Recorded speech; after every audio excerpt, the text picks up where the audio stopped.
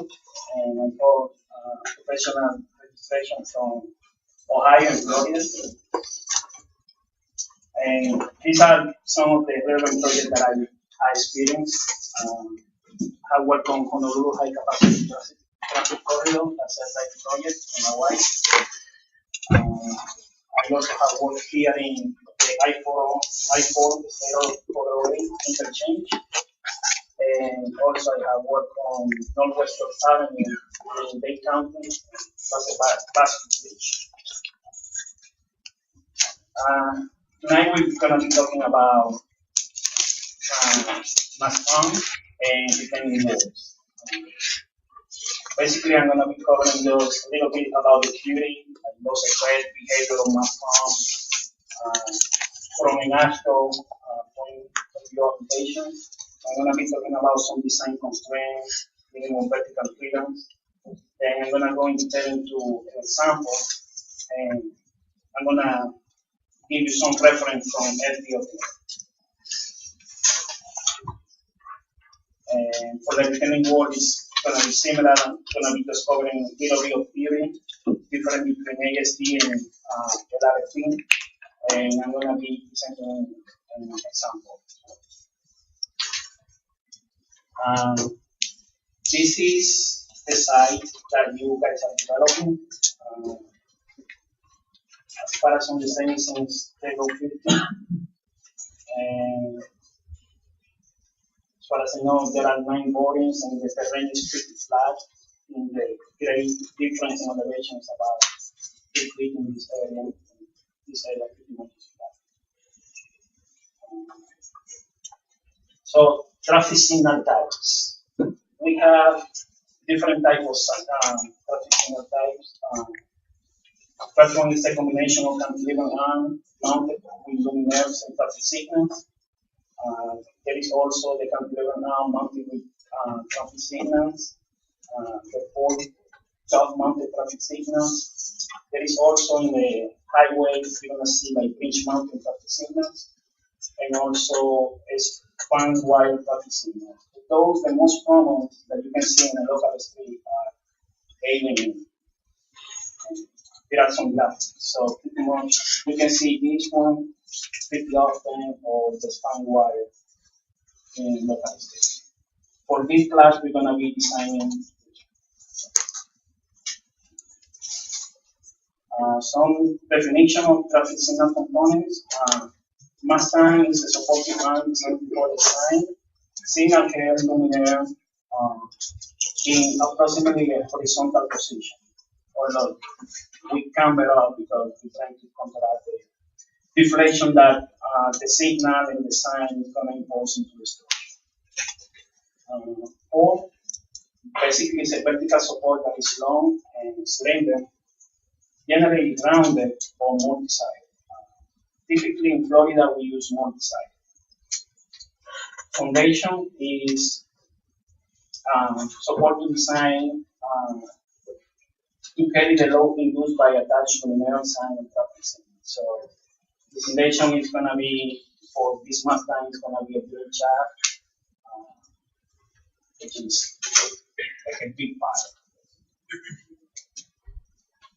Sign is a device conveying a specific message by means of words or symbols, selected for the purpose of regulating warning or guiding traffic.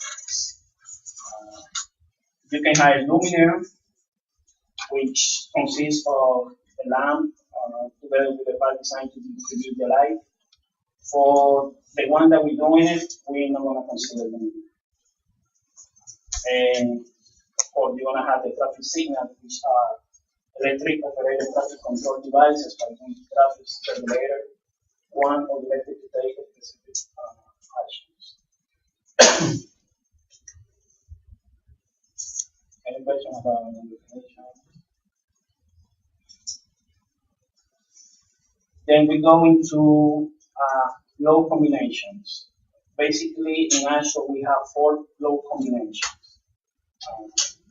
Group load 1, which is just the dead load, in this case, going to be U1, U4, U signals, U sign. And For that, we have a percentage of allowed stress or 100%. That means that there is no reduction in the load applied or in the capacity of the member. We have group load 2, which is the one that is going to control the design, which is a function of the dead load plus the wind. Because the wind, the frequency of the wind is not constant, they also allow you allowed stress of 133%. That means that you can reduce your load by 1.33 or increase your capacity by 1.33. Then there is group load 3, which is not typical down here in Florida, which is a function of the dead load plus ice plus half of the. Yes, you can use it, but that's not going to control over group load 2 with the ice being 0. And last is fatigue. And we're not going to be talking too much about fatigue. All that you need to know is that the program that you're going to be using can be covers fatigue, and basically the induced fatigue load into the structure has to be less than the fatigue capacity of the structure. And that there are 3 sources of fatigue. Namely, natural wind load, cross-induced load, and gravity.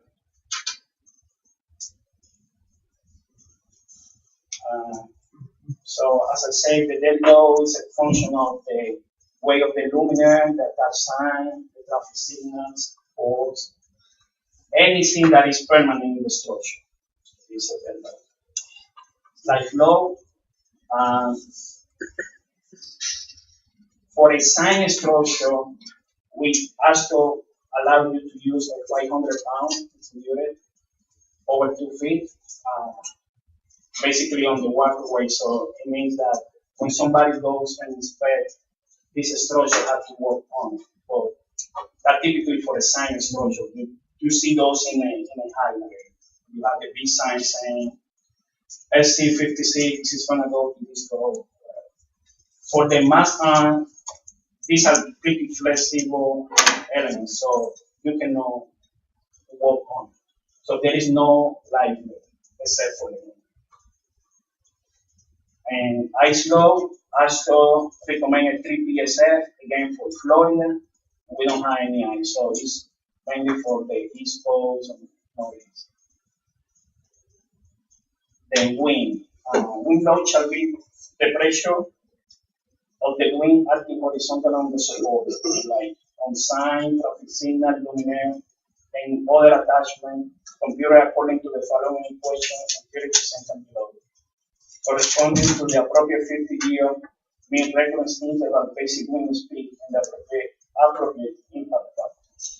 And you may be familiar with this equation for wind, which is basically 0.00256 times some coefficient to correct for wind height times the offset factor and the velocity square and some important factor number times a coefficient which is a function of the aspect ratio of the element that you're trying to calculate the wind pressure.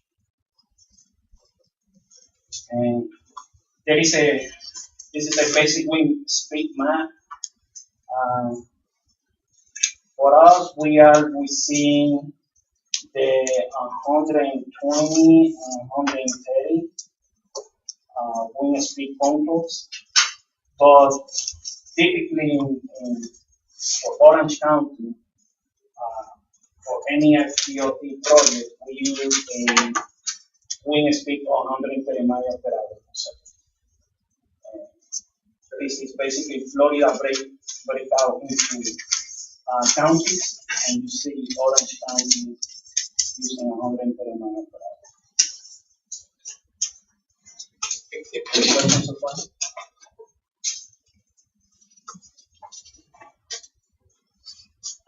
Some of the factors that are used to calculate the wind pressure, We had the wind important factor.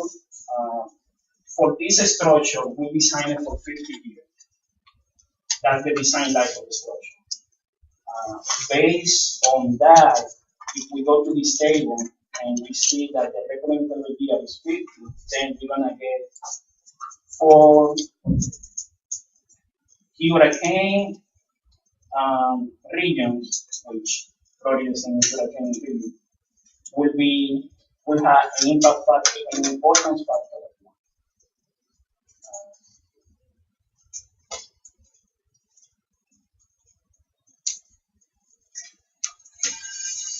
Then there is the high exposure factor, AC, which is a function of the centroid of the element where you're trying to calculate the wind pressure.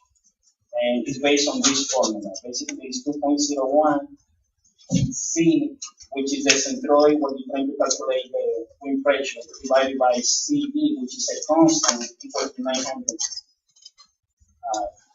This equation you have to work in English. And then the constraint is that this value cannot be less than 0.85. So even though you may have an exposure high, that will give you a KC less than 0.85. By default, you can use less than 0.85. And then there is this table which give you different KC depending on the height. So for instance, for 24.6 feet, you get a KC of 0.85. And you can interpolate if you don't want to use it. There is the ghost effect factor, which is a constant of 1.4. And there are black coefficient factor for different elements. Like for the sine panels, it's depending on the aspect ratio. So it could vary from 1.12 all the way to 1.8. You can interpolate between these values. The traffic signal is going to be 1.2. Luminaires, if you have any, in our case we don't want to have any luminaire, is 0.5. And then there are the 4 in the arm reserves, which the drag coefficient will depend on the shape of the structure. Like I say, in Florida we use multi-side, and we prefer to use the decagonal. And for that, we're gonna vary between 0.79 to 1.2, depending on the velocity and the diameter of the member itself.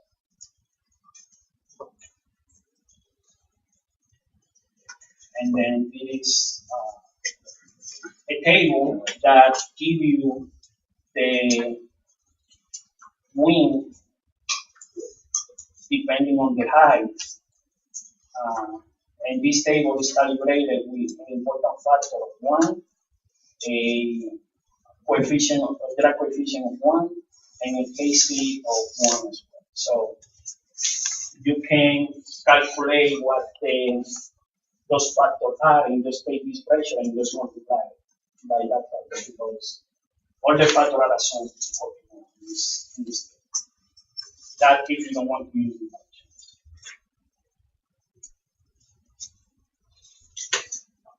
And this is a typical structure with all the load combinations. So you're going to have potential the load plus the ice.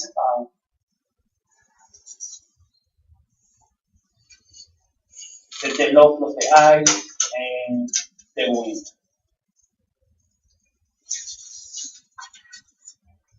Just do practicing now and before we start.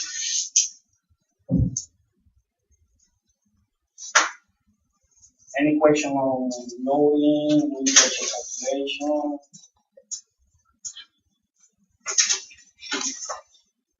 Then we move on to the structural analysis. To get the loads, so if we go back to the, so now we have a structure which is cantilever. Okay, and we have all these loads. We're trying to get load for instance, on this member, horizontal member, which is the mass member to design that. So, what it will be the critical location to design this?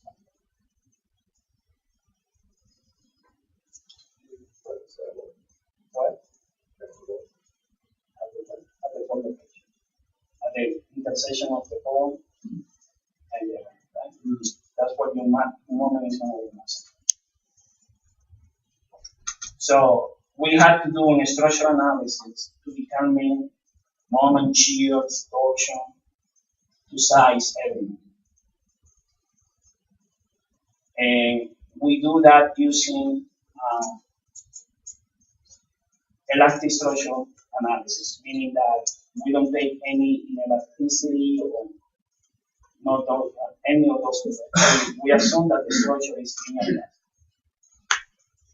However, when we design the structure, meaning that we are going to compare now our imposed loads to our member, then we take into effect inelasticity. So we proportion our members using the combined stress function. So obviously we use allowed stress. And for the vertical member, we take into consideration delta.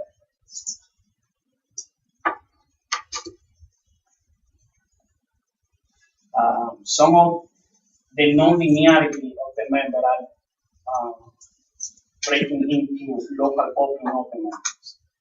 So for our case, the decagonal tool, we need to take into consideration the width to thickness ratio. That's going to be our slenderness. And we want to see if our member is compact, non-compact, or slender. And depending on what range we are, we can either go to full, give strength of the structure, or we can reduce the capacity because of the presence of local open. And then these are the comparisons. So if we are compact, meaning that our P over T ratio is less than the allowed compact limit, then in our case we can go up to 0.65 times the give strength of the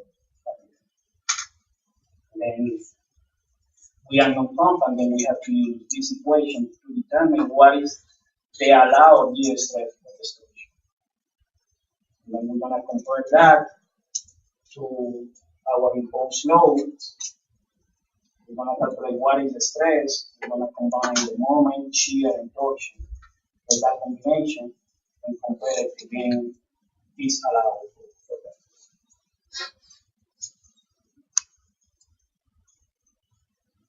For shear, similar, we have a compact non-compact limit. So if our structure have a DT ratio which is less or equal than 1.16 E over Fy, then we can go to 1/3 of Fy, which is permissive stress.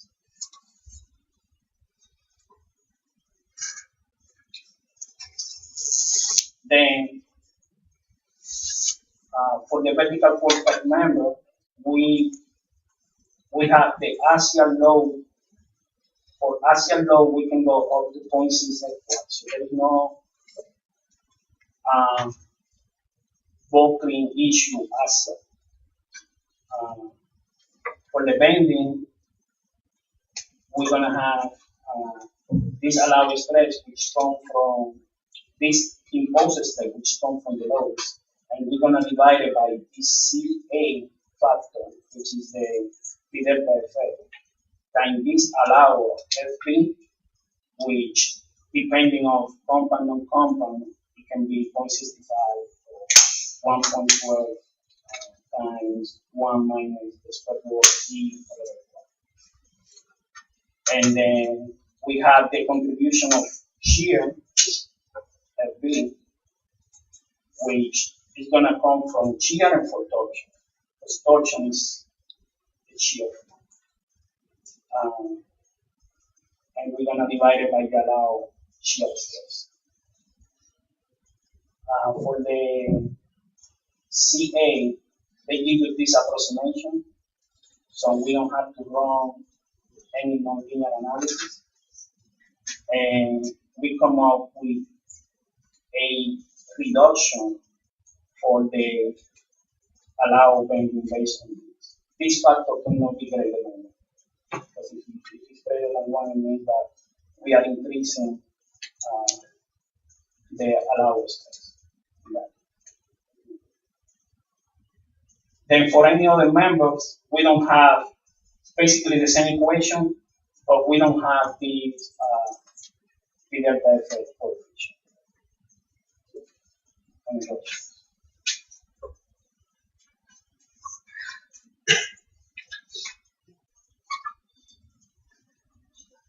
Design constraints.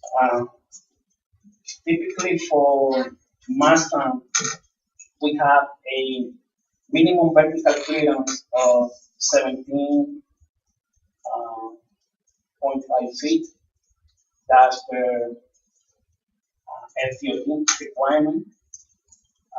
There is also a maximum requirement of 25.6 foot, and that's per FHWA. And FHWA have a manual for traffic signals, and it's called MUTCD, and in there they pose a maximum of 25.6. There is also, so this is vertical constraint. There is also horizontal constraint, and they don't allow you to put these elements no less than 4 feet, unless you protect them with barrier or some guardrail. Because if I start hit this, it's gonna go away and it's gonna fall down. So a safe distance to protect them is 4 feet. If you don't have the 4 feet, then you have to protect it using some other.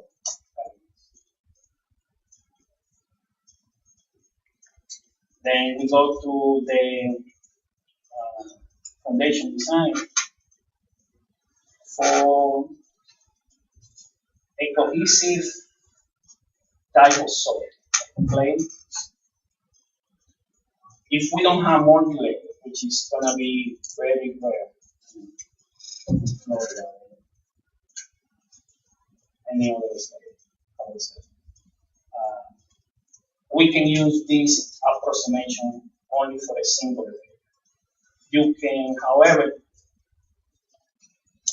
treat this equation and try to use soil parameters that are conservative, and you can come up with your drill shaft length.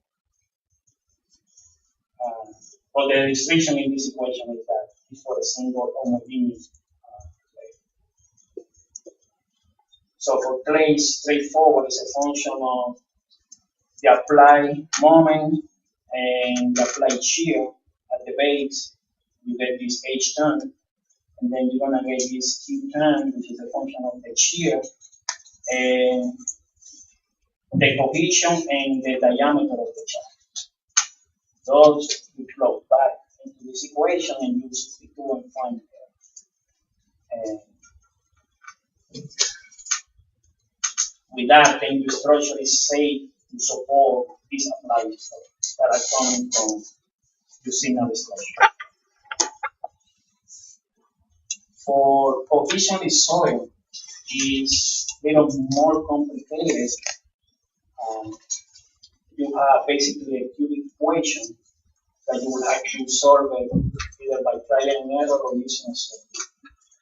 But pretty much it's a function of the soil unit weight and also the treatment. And you plug it into this equation, you apply moment and you apply shear, and you solve for L. So in a nutshell, that will give you shaft length.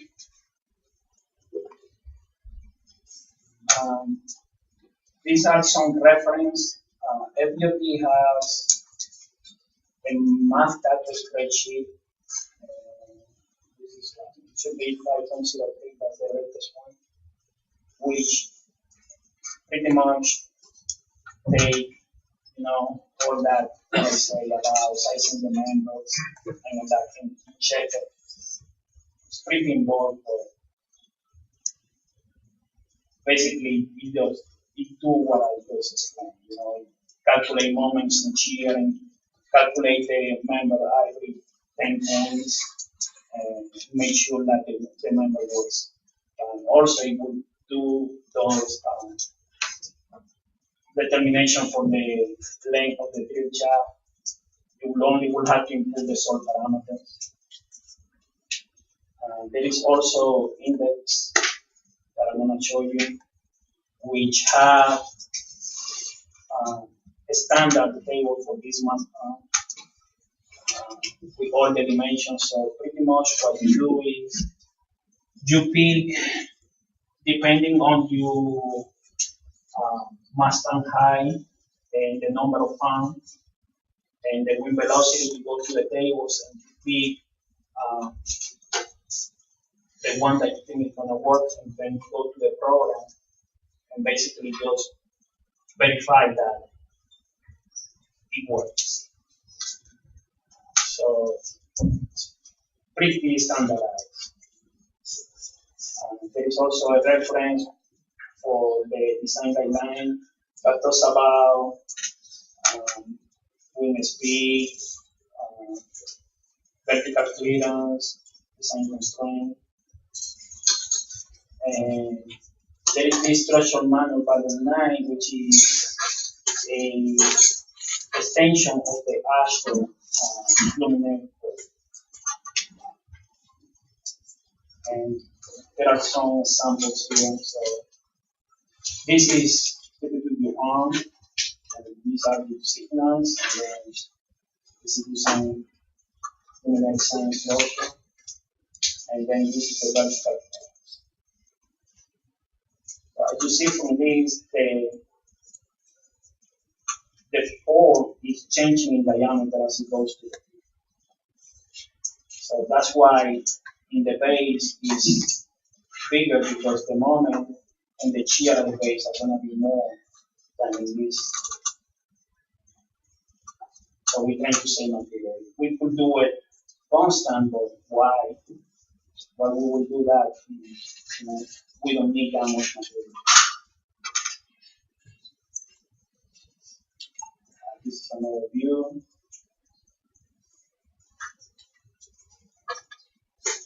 And this one, because the shaft was exposed, if we leave it unprotected, then the car can come and hit it. And these structures are very non-redundant, so if one element fails, the whole structure will collapse. So we make sure that if the drill shaft is exposed, we have to protect it. In this way, we got there. It's another.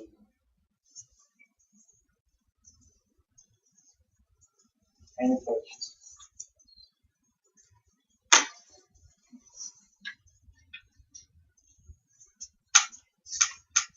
Do they really install, as far as new light posts go, do they use the wire ones anymore, or is that pretty much the thing of the Those past? are going away because they, Hurricanes and stuff like that. yes, in those the signals can swing, and they've been training a lot. So they've been replacing those for 6 months.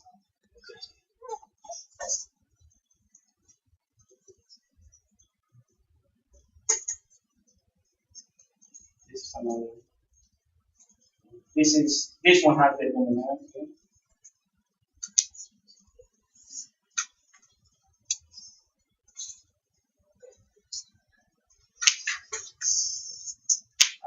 Retaining wall. The main purpose of retaining wall is, as the name implies, to retain material from so many natural structures. We can classify the MSC, gravity wall, cantilever, cast in place or chip pile, or anchor chip pile or cast in place. In this class, we're gonna be looking at the cantilever, cast in place wall / screen wall.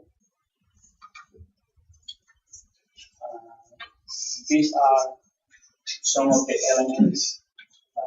Typically, you're gonna have the wall, which is gonna have a front face and a back face. It could be paper, or it could be constant, and then you're gonna have a footing supporting the wall, and that footing could be flush, meaning that you're only gonna have it here, or it could be placed so that you can have the toe and here. You could have a key between the wall and the footing, and also you could have a key between the footing and the soil. So let's say slab, and then the soil could be doing. What is the key doing? The key. This is a construction key, meaning that it will be easier for them to pour the water if they need like a construction joint. So you want intentionally rough that section, but that's gonna be a weak point.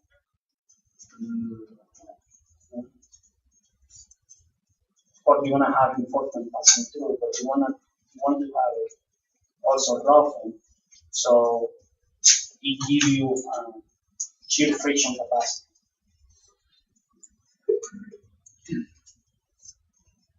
Also, you will use the key if this wall is pretty long, say longer than 50 foot. You want to if you pour more than 50 foot all at once, more than likely it's gonna crack. So you have to use an intentional, and you can do it with cheap.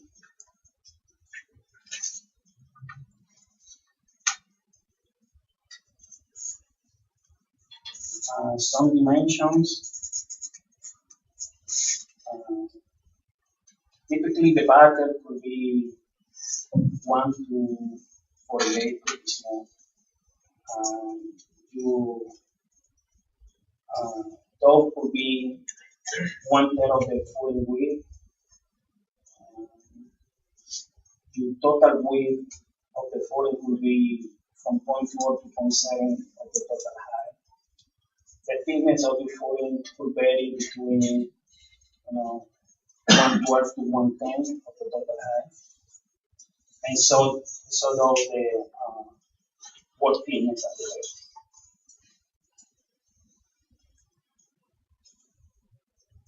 Then these are some pressure diagrams. So you're gonna have soil, so you're gonna have your Coulomb pressure diagrams.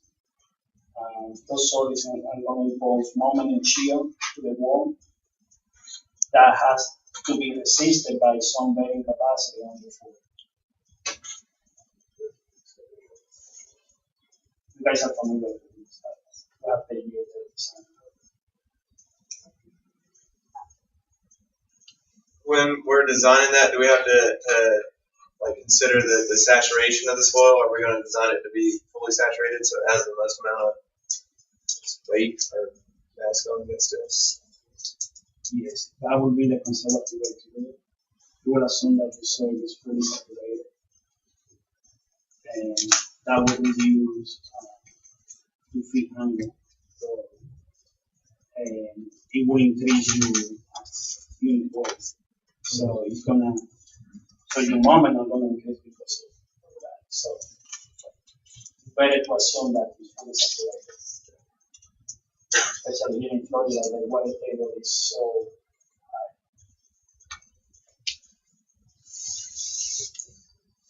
There is some concern with the design using allows designs is that we typically use factor of safety. And that factor of safety is usually 2 for overturning, sliding, and surveying. And then we make sure that the stress is in the component, in this case the stand, of the total of the footing and the wall itself, are we seeing co-allowed? Also, it's important to make sure that the footing of the retaining wall is controlled by clients. LRFP, we don't use factor of safety. We use load factors and we use resistance factors. So the way we do the geotechnical stability is, for instance, for overturning, we make sure that the resultant force is within the middle two-thirds of the base of the wall. For sliding, we make sure that the factor resistance,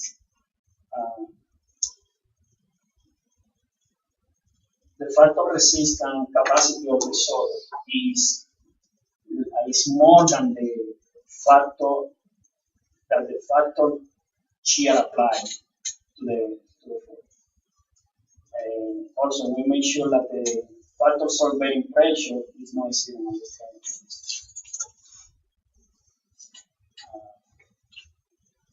Also, we have to make sure that the factor resistance, moment of shear resistance, each component is not exceeded by the factor.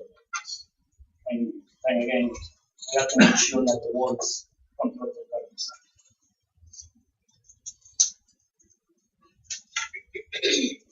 We have done the wall design.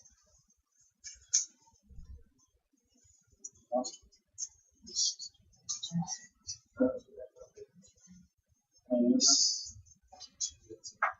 far as the soil is like, you have taken force complete. It's like you get moments in shear, now you have to size it. You have to make sure that the capacity of the member is more than the width of the factors.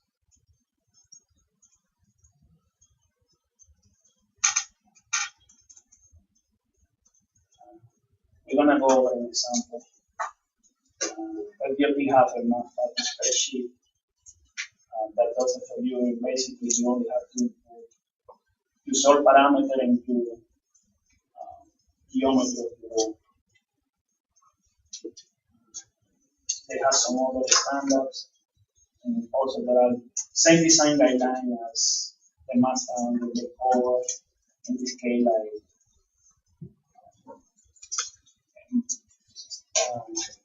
aggressive environment of the soil.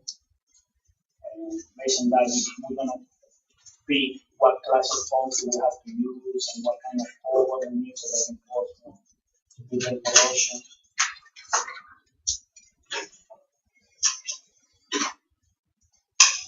And these are some guidelines.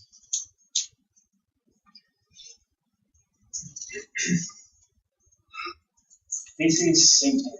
I mean, I guess the first thing that you guys need to do is come up with a geometry. So if we go back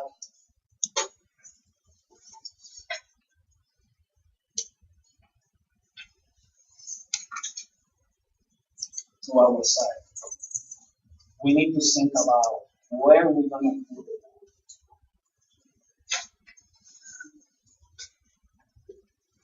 And what is going to be, the length of the wall, the height of the wall.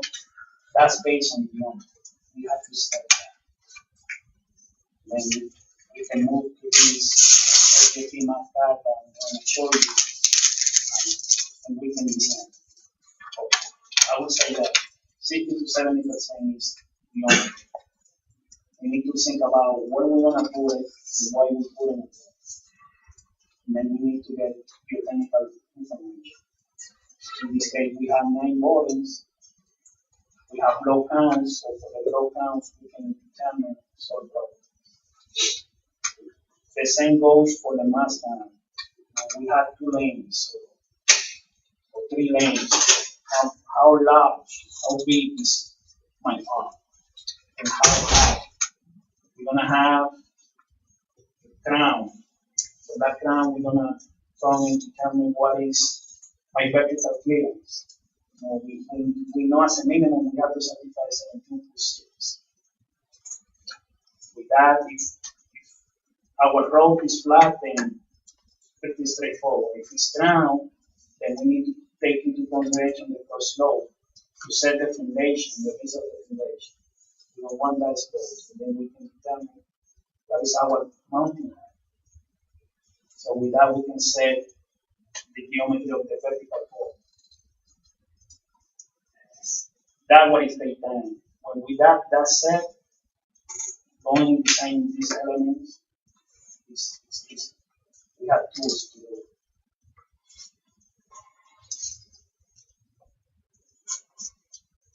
Let's move on to design.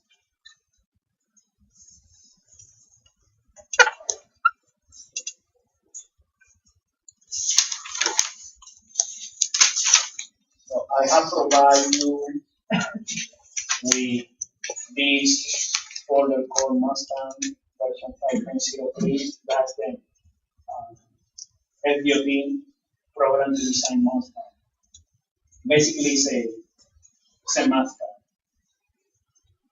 I'm sure you guys are familiar with using Mustang. So there is two ways. The way I did it here, I just installed the software, but I took this main folder and I just put it on my C.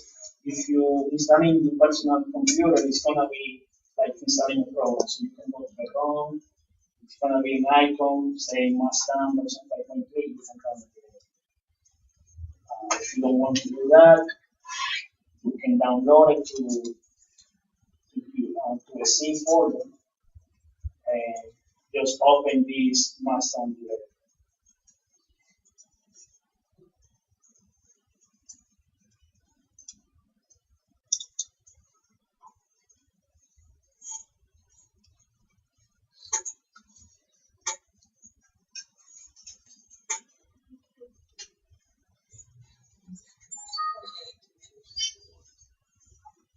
Then it's going to ask us if we want to disable the evaluation of this object. It has embedded object where we can input parameters, and we have to say no. Like these, a lot of these are embedded objects. If we disable them, then we cannot use it. All this is going to be there, so we have to say no.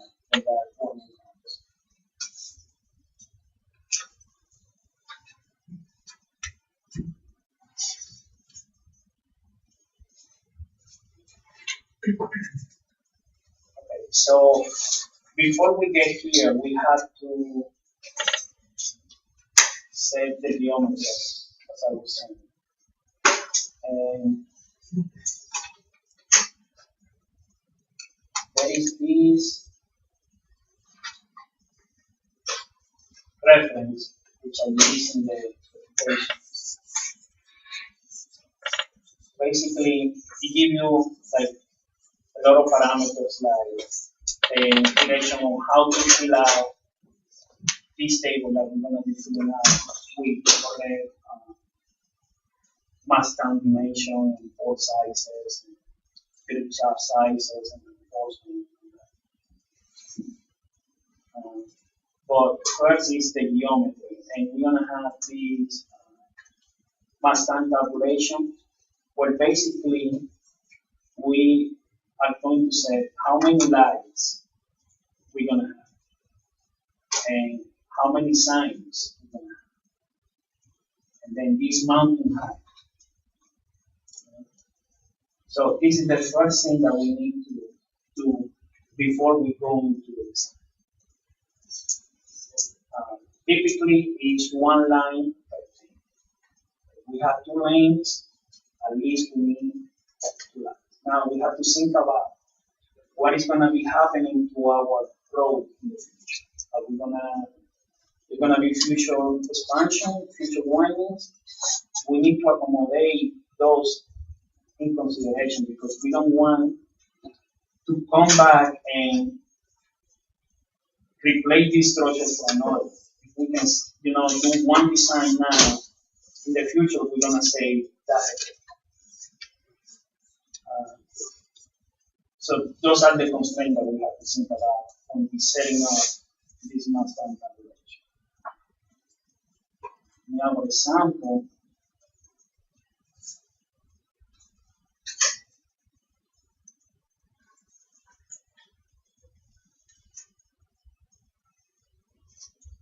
we have a double column, basically, and we have a top optimization elevation of 10. How do we got that? We got that from knowing what the ground elevation was, knowing what was the house slope, and knowing what was the minimum vertical clearance that we set. With that elevation, then we came down and we set what was our top optimization elevation. Then the first arm, typically you want to take the longer arm first, and then the shorter if you had to. It's possible you can only have one. I had done a design with 3. FDOT doesn't even call it.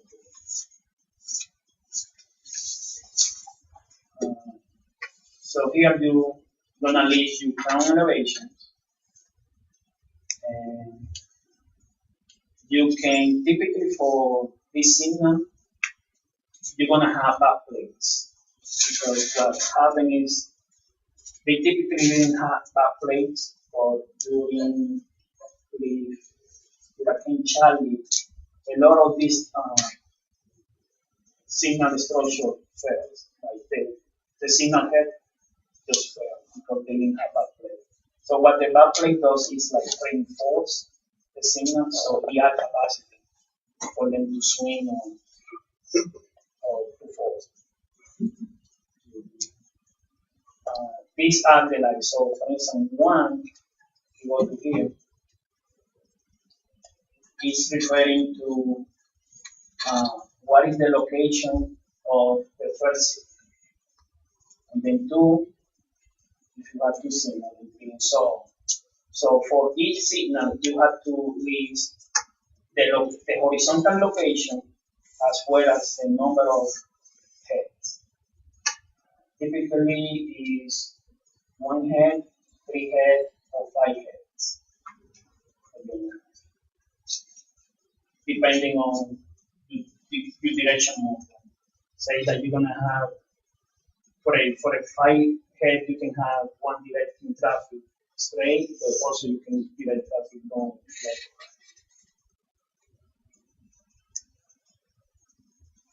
So that is that.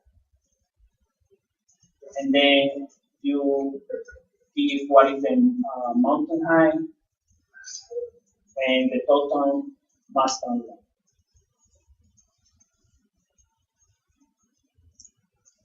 And then if you have any signs, you place the width and the depth of the sign, and also the location. So in this case, A is the horizontal location, and H is the depth, and W is the.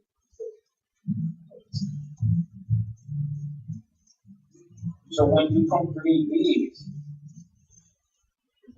then you can move on to this other reference, 17745.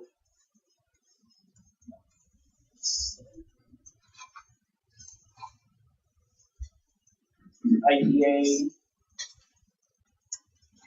17740.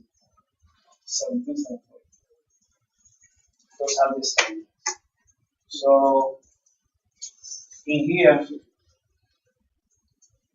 you have standard master with arms and 4 dimensions, and also foundation dimensions.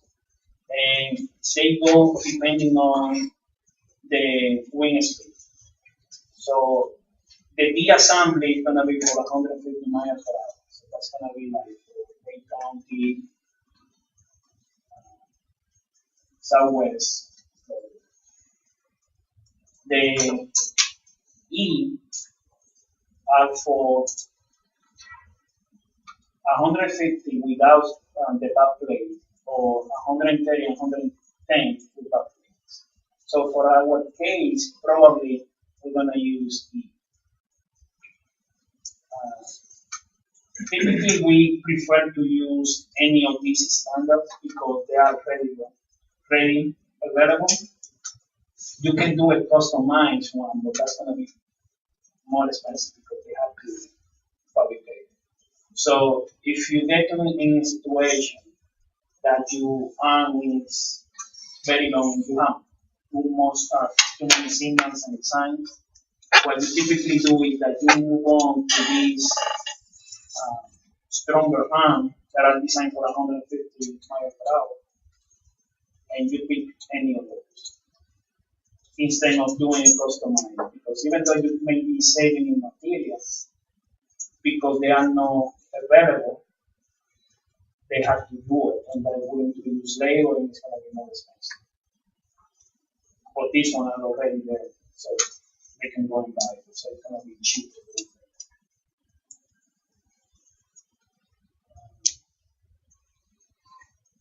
So once you set your geometry, and now you have your mountain high, now you can come here to this board selection, and if you have a single arm, then depending on your arm length, you can pick either an E1 to an E7, and those arm dimensions are listed here. So E1 starts from 36, and E7 goes to 78. So say for instance we have a 50-foot arm. We are bound, we can only use an E5 and on. We cannot use an E1 or E2 or E3 or E4. That's how we select it. So we will go here and we know that if a simple one, we're gonna use an E5 with a T3. Because we don't have movement. E5 T3. So in here we're gonna go to the T3 and the maximum height is 25 feet. So if your mountain height is 21, it means that you can use it because there is a minimum of 3 foot.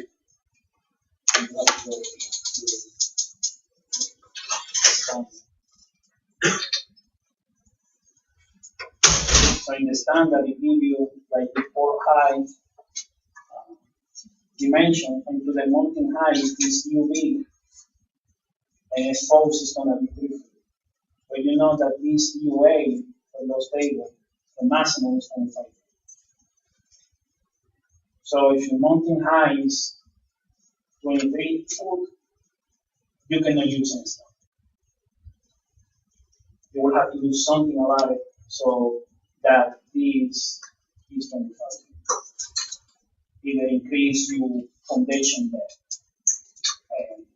And increase your foundation depth, you will have to protect it.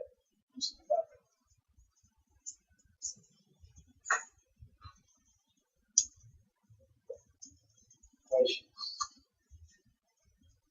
No? This is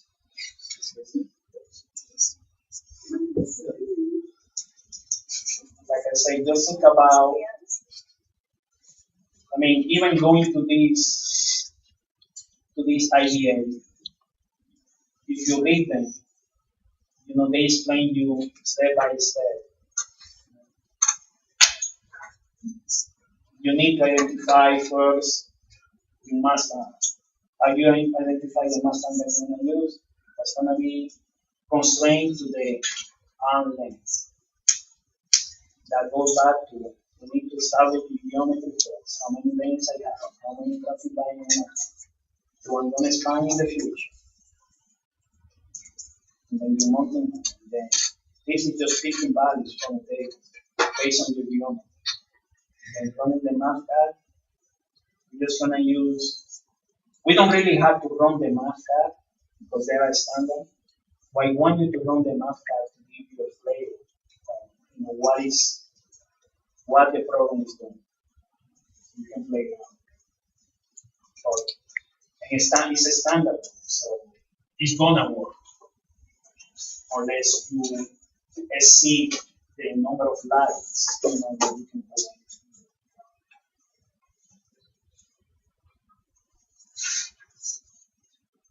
So that being said, I made this sample.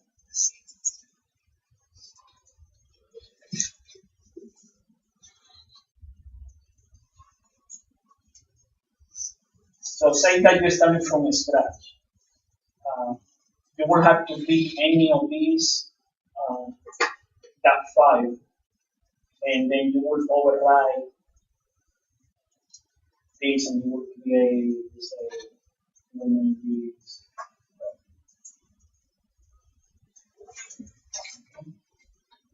Now, what I'm gonna do is I'm gonna copy all this information from this file, and I'm gonna create this new file.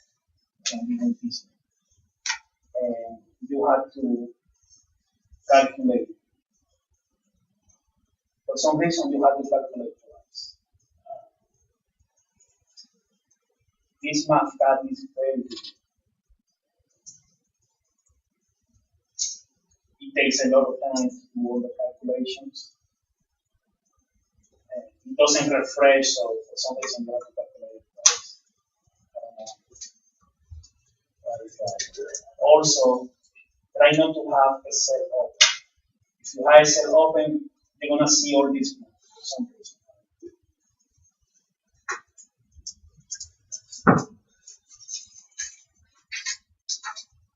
So we calculate again.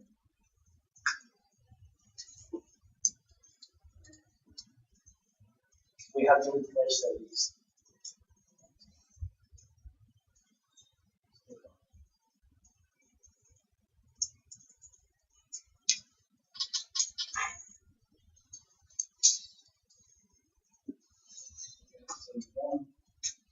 We refresh the list.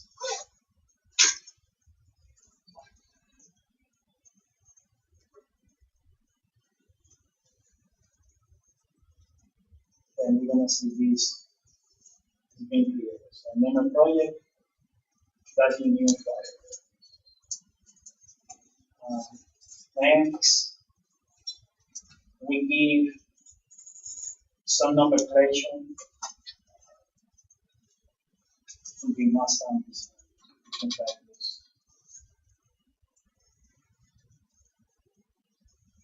Master design, then you can put project number,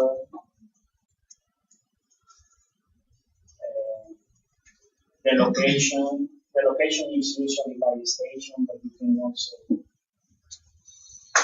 put the name of the street.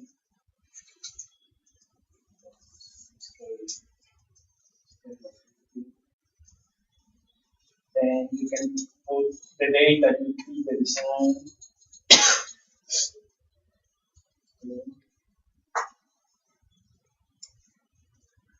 Name. And somebody had to check.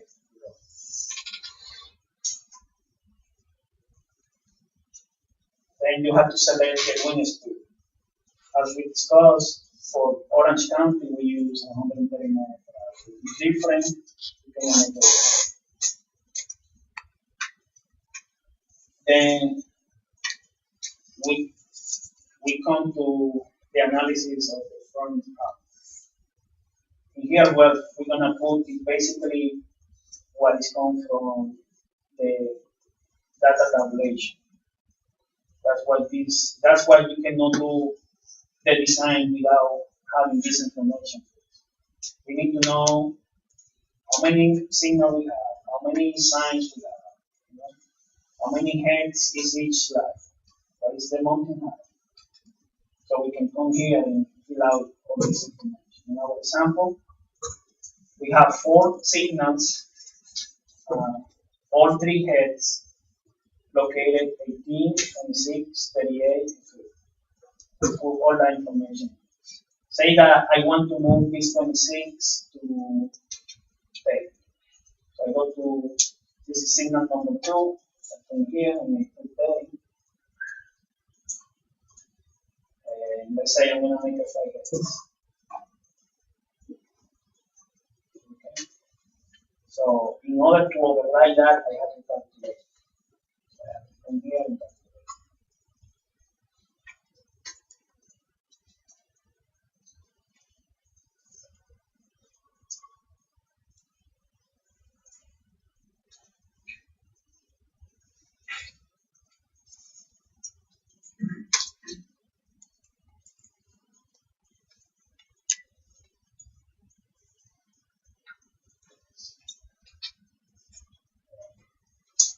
I have to calculate twice in order to override. So now it's showing up there. Before it was 26 something, now it's 35.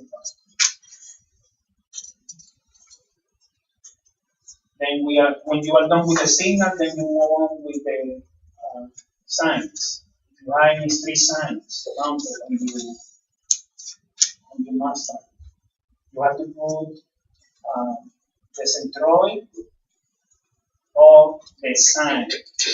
And that is important because when we were talking about the correction factor to calculate the movement speed, the KC value, is a function of the centroid of the member that where we try to calculate the wind tension.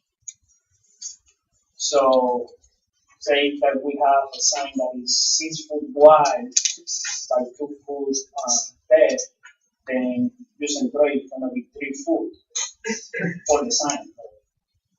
We also are placing the sign away from the face of the pole. So that would be your centroid horizontal. And you can get that from this geometry, from this mass down calculation. So it's basically the configuration make you give the horizontal location to the centroid of the sign or the signal. So say we change this to 19, and that the panel area, say we make it 7 by 3, so it's going to be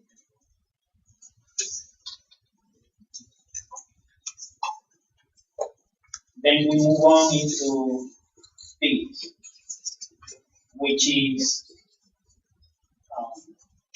what is my total arm? Typically, the maximum for a single arm, the maximum is 40 foot. If we exceed 40 foot, then we have to have 2 arm collisions.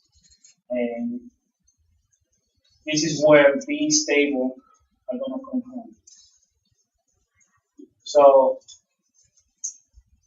we have selected 52, means that we have to use an E5 because E4 only goes to 46.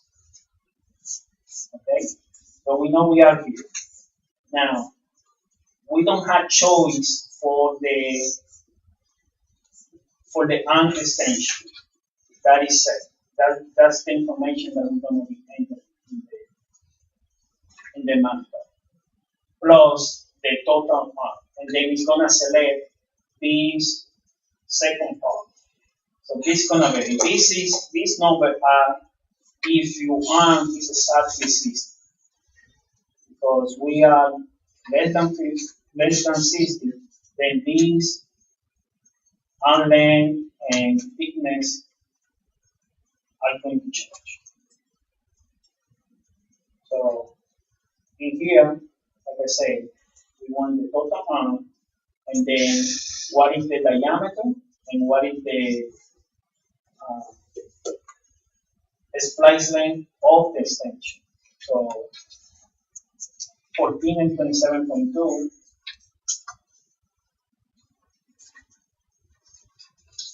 are coming from here. So 14 is your thickness of the face of the pole, and 27.2 is just the length. So those are the input. And they typically have it here by division. So FG So you're gonna go to that table and you're gonna look for FB and FB and input it. And then similarly, we go for the thickness of the wall, FD and FH. So if I go to this table,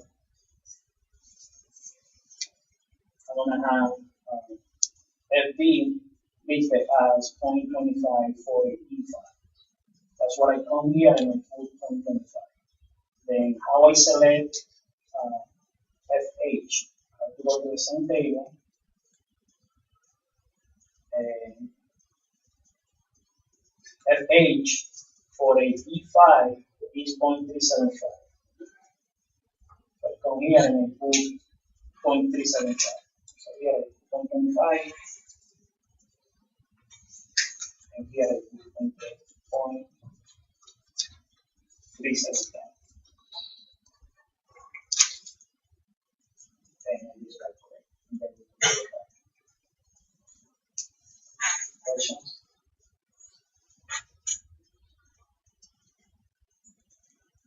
Okay, so that basically is for the first time.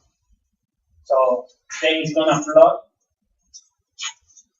the something is wrong, right? We're putting a sign where we have the signal, not just because I moved it. So this is the way where you can see, okay, I have conflict between the signals and the sign. I have to move my signs. Whatever I did in my standard operation is not correct. This is giving you a warning of a graphical warning of what you're trying to do.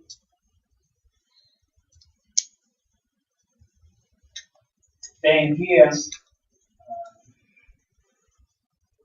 basically, it's going to give you that combined strike ratio. So what the MathCAD is doing is calculating.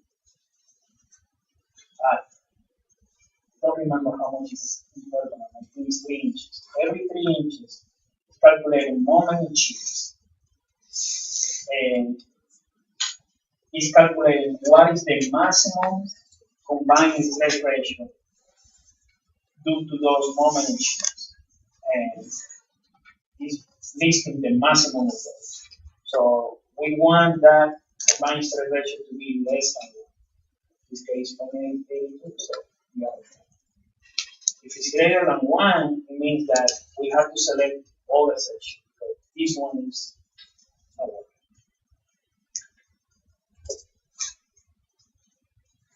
So that's it for the first time. We have a second arm. We can only orientate it. We can orientate it anyways, but if we want to place it at the same height, it has to be 90 degrees or 270 degrees. If you have less than 90 degrees, then you will have to have 2 different mounting heights. And this program doesn't account for that. So conservatively, what you can do is assume the highest mounting height and design for that, knowing that you are conservative. Then, for the connection, typically you will offset them 3 feet. So that's just going to create a lot of restraint when you're trying to calculate, because you will do that when you have 2 roads and you may have 2 different grounds, and you have to make sure that you are within 25 foot maximum pole height. Otherwise, you will have to go to a non-standard. That's going to be more expensive. So you will then have to do trial and error to trying to set your arm, so you are still within the 25 foot, and you need vertical calculators.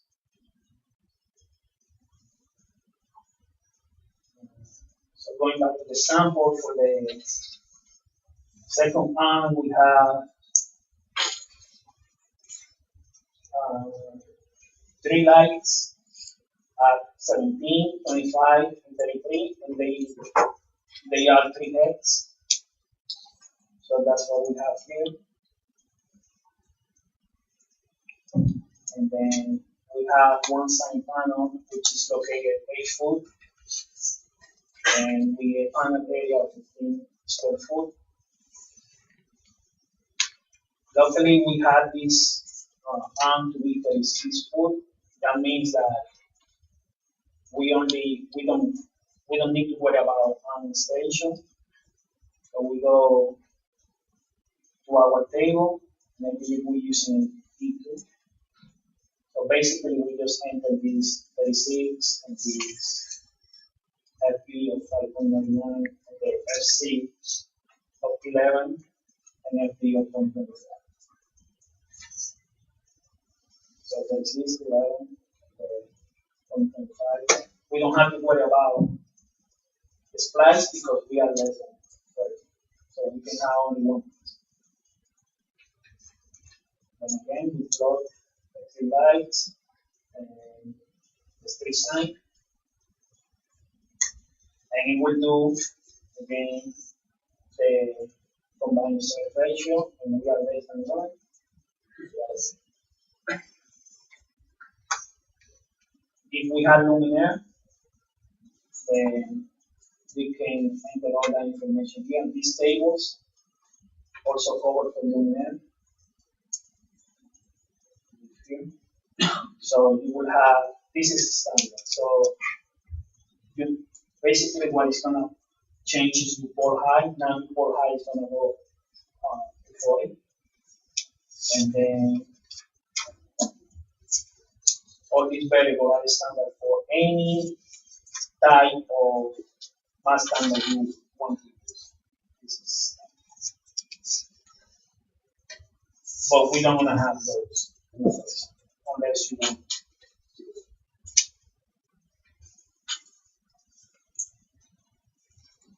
So you can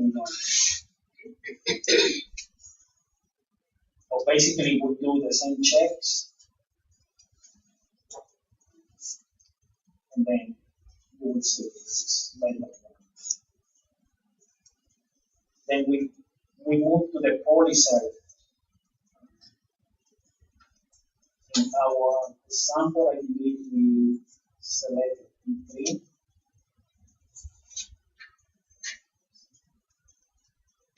Using P5 and 2, so it will be a P3. So for a P3, we can only go to 10%.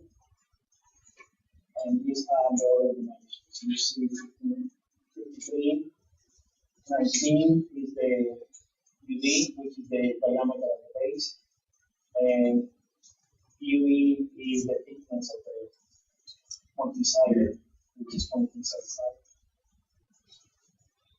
So this 25 comes from the fact, first of all, we have to enter this UV, which comes from the mountain, which is this thing. Then the 25 foot, we can make it 21 foot. Say that our monkey height was 21. Okay. Then how we set this white pole is based on the minimum standard. So the minimum standard called for a 3 foot minimum from the mountain height to the top of the pole. It will be more. So we can leave it at 25 or we can make it 24.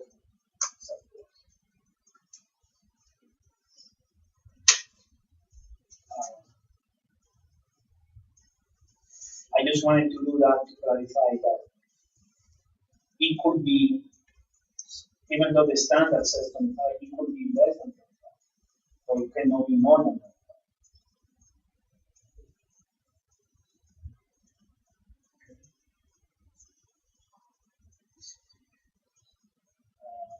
This gap is used to prevent interfere between two arms. So the way they're gonna do it, they're gonna come and they're gonna have a splice and bolts among the front arm. Okay, that is gonna have some thickness. So when we go to the 90-degree one, for installation purposes, we want some clearance so they can come and tie the bolts in the other connection plates. Typically, 3 to 4 inches is a good gap for them to work. So this gap includes the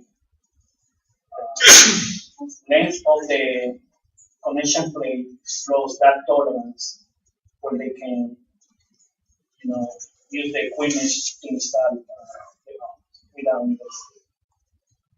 And there will be a plot later on showing you what you do if you have interference.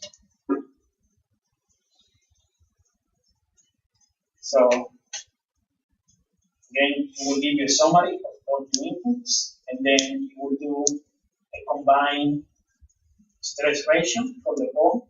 And it takes into consideration that second order effects that I was talking about in the presentation. And it gives you some horizontal deflection that you need to.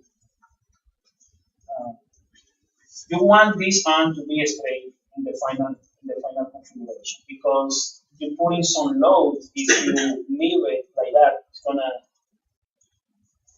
look like that. So what we do is we artificially camber it up.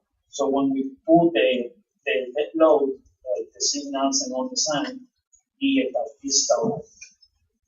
So those are these, we call it rate or camber of the station.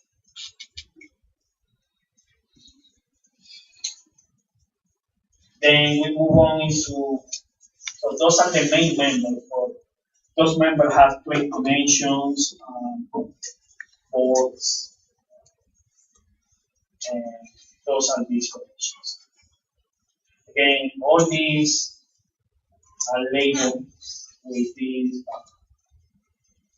initials, so you can go back and refer to those in these tables. For example, an HP for a P3 is going to be 30 inches, and that's what we use. All this information are coming from this. Once you enter all those information, then it's going to give you again CSI ratios, and they all need to be verified.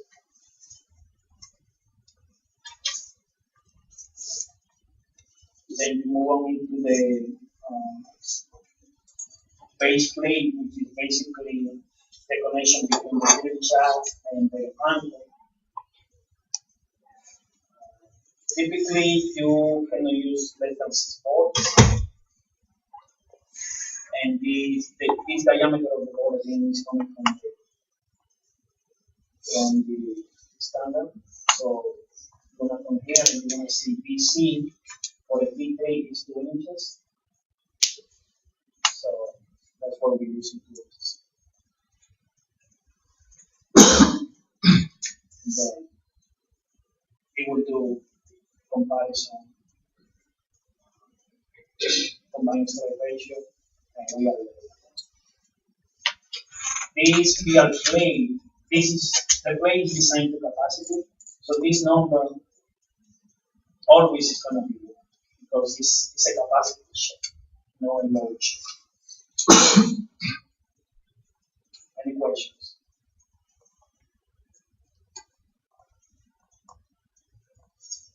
Okay. So we are done designing the mass arm and the vertical post. Then we move on into the foundation design. And here we will begin geotechnical information.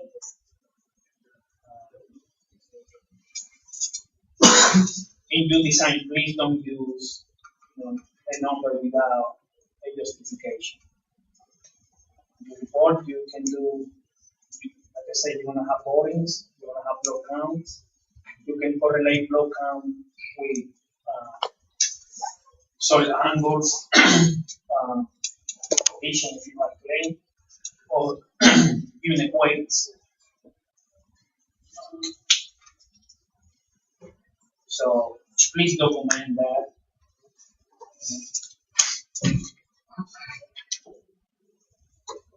This offset, typically, I think the maximum is 6 inches.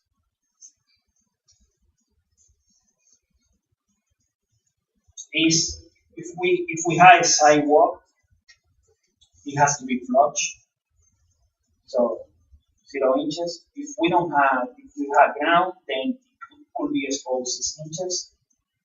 Unless it could be more, but then we have to protect it with that narrow barrier. So that would be best. And then look. And the program comes and basically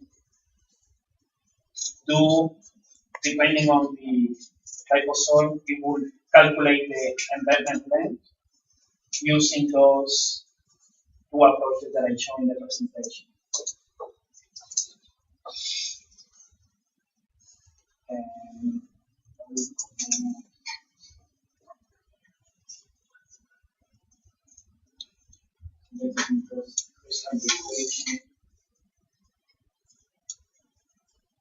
and then it will give you the total length.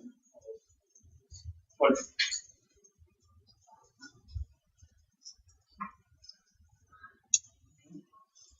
then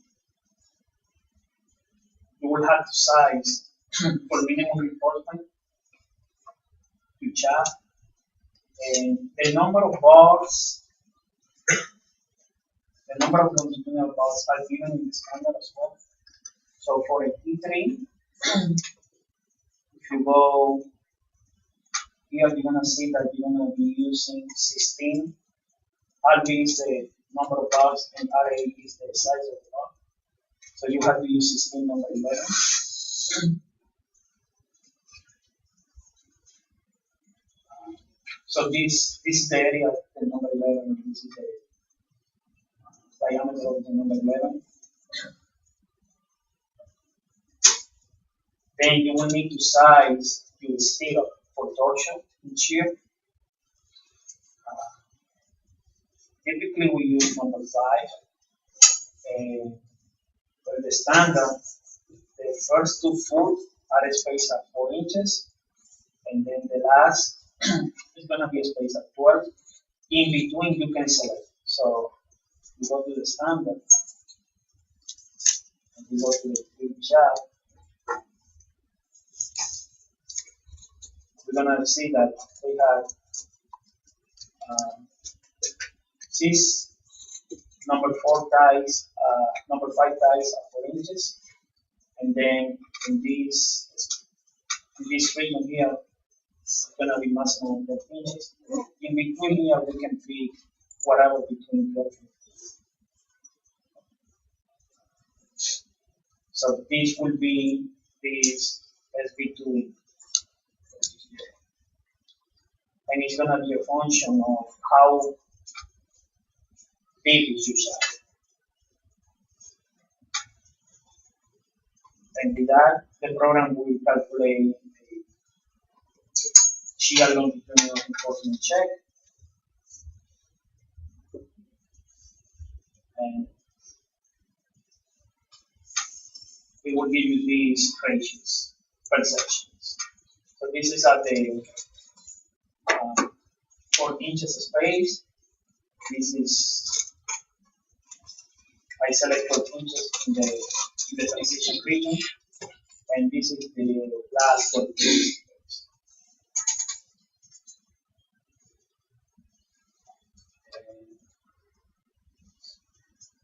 That will conclude the design. And in the end, we'll do some breakout check for torsion.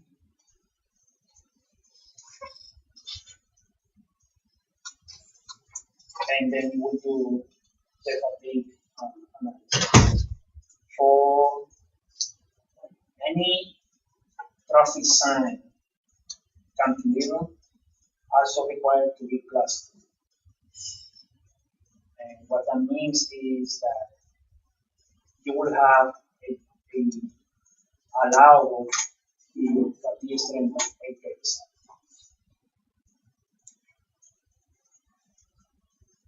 So it will compare with fatigue. And then you will output all the variables that you will use to fill out your design data. So, to the design example at the end, I give this table, which is similar to the standard, and I'm just importing the output from the program. And that's what typically we put in the plans. So the contractor can bid on the plans and give it to the fabricator. The fabricator then will give you check drawings, and then you compare what you have provided versus what they are fabricating, and you will have enough time.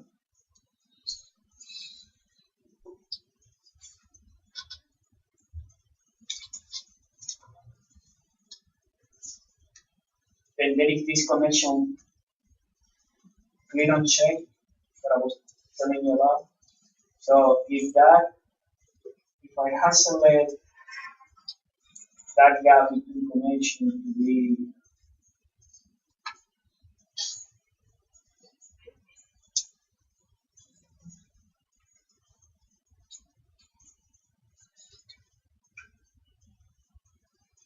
I select to be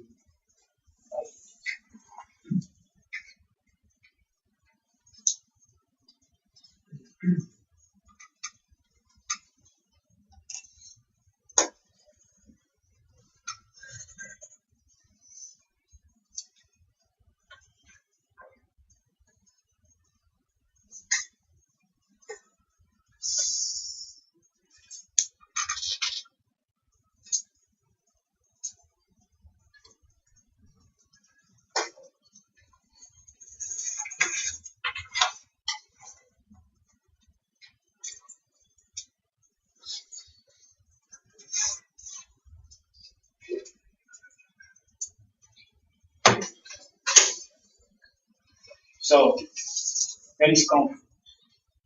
That means that they cannot build. There is no room for them to install the anchor bolts in display. And if the problem is known,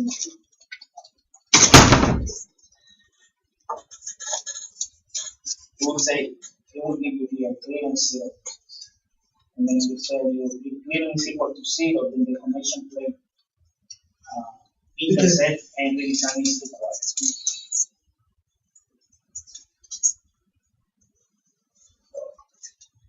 That gap is very important. If you remember, it may be okay, but they cannot build it because of this.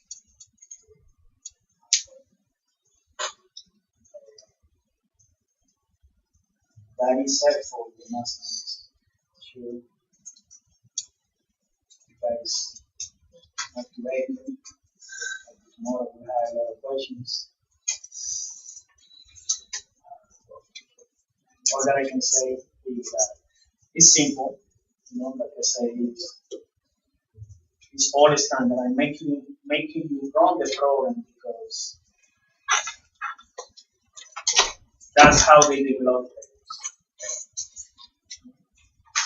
And I think it's gonna be a good simple. But 60% of this work is the geometry. If you don't know your geometry, then you cannot even run it.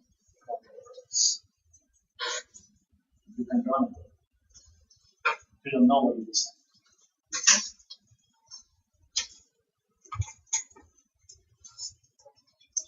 So if you don't have any question, I'm going to move on to the retaining wall.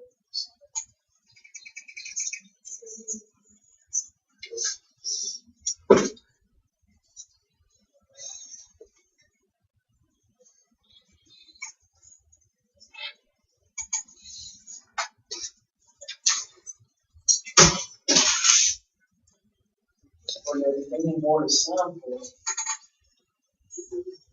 we have another form. Similar to the Mustang, we go to the website that I listed in the presentation. And you can download this LRT retaining wall version 3.2. Again, it's a must-have. And you will have to click the LRT.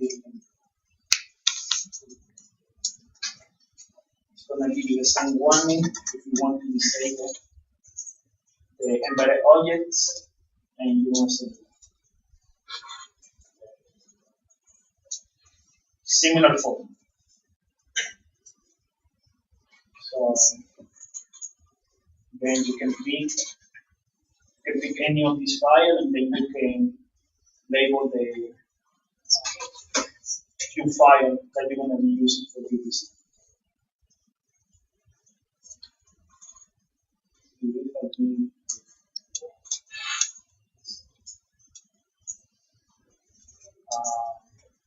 Similar, if you have any comments on the wall, could be height, location, thickness, then project number, the name of the person that is designing, and the date. And then this is a schematic with all the variables, similar to what I showed in the presentation, that you will need in order to set up the geometry of the wall. And then check this.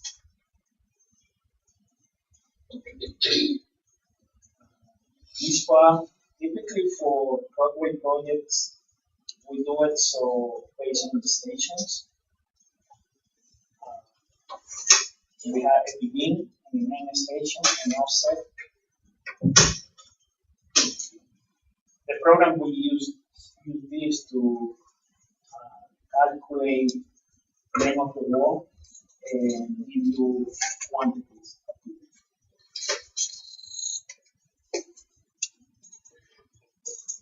Then you start with importing your wall geometry. It's gonna what is the wall thickness at the top. Like an example, so this is the width wall.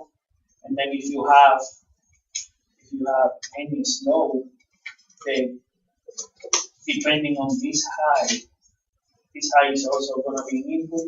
It's gonna back calculate what is then this width at the base. So you don't have to enter it.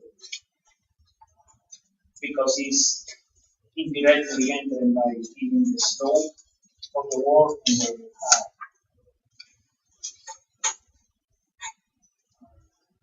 You can hear the length of the wall,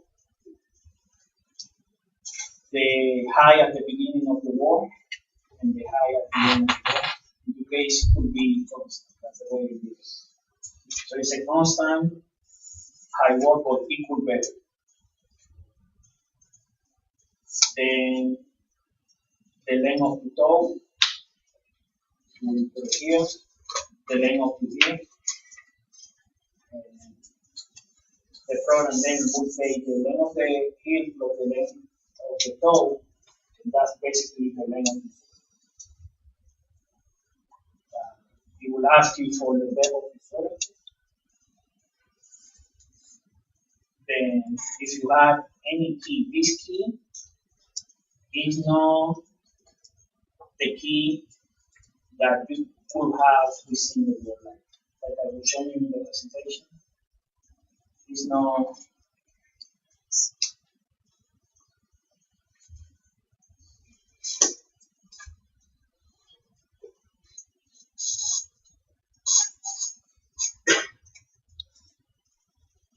It's not this key or this key. It's a key in the footing. Okay? So we have this chip key in the footing that help us against slide. That is, they will ask you for the name. You could have it the whole length of the footing, or you cannot have it. In my case, I didn't have it. I didn't have it. And then it will ask you also for the depth. It will ask you for the slope of the back wall. If your wall is straight, then that slope is stiff.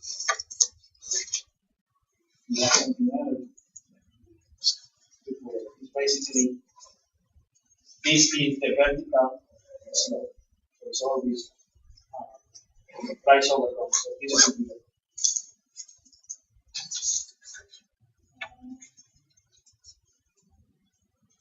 then if you have any expansion joint, then you will put it here.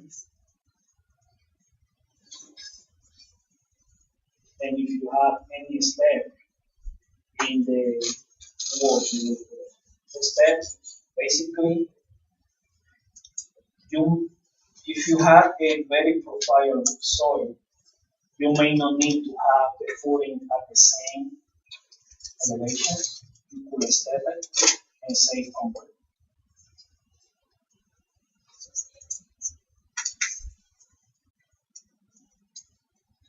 Then it will ask you for the design stream.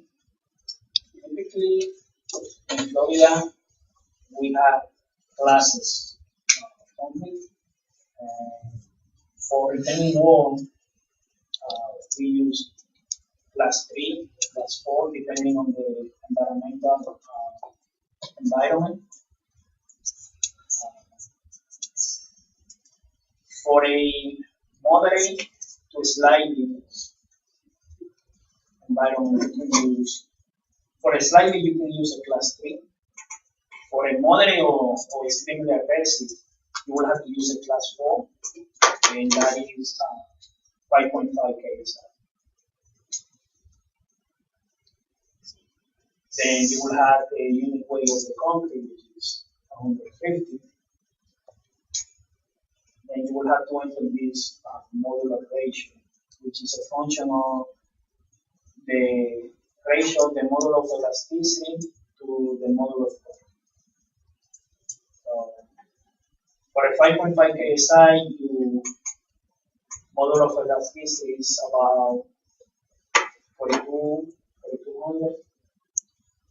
So you would take 29,000, which is the model of elasticity of the steel, into 4,200, and you get about 2 rounded to.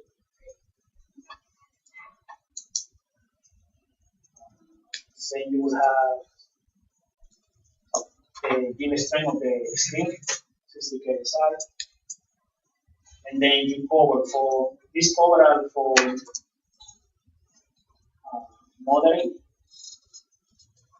and typically you will use 2 inch for the covering the wall, 4 inch for the covering the bottom of the footing, and then 3 inch in the top of it.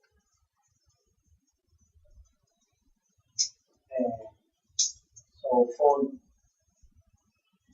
what you're gonna be doing, you can use this cover, assuming moderate aggressive, and that will give you this cracking exposure. If it was extremely aggressive, then the cover of the footing will increase by half an inch. So you're gonna have 2.5 for the wall, 2.5 for the bottom of the footing, and 3.5 for the top of the footing. And then this cracking exposure factor would be 0.75. And then because we are doing the resistance factor, we have different resistance factors depending on what we are doing. So for shear we use a 0.9, and for bending we also use a 0.9. For sliding we use a 0.9.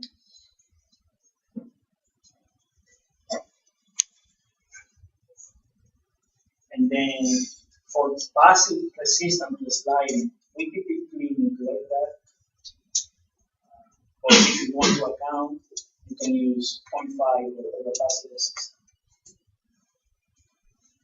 And then for bearing capacity, we use 0.5. So these are coming from the LRFP code, so you don't have to modify them. This is not new.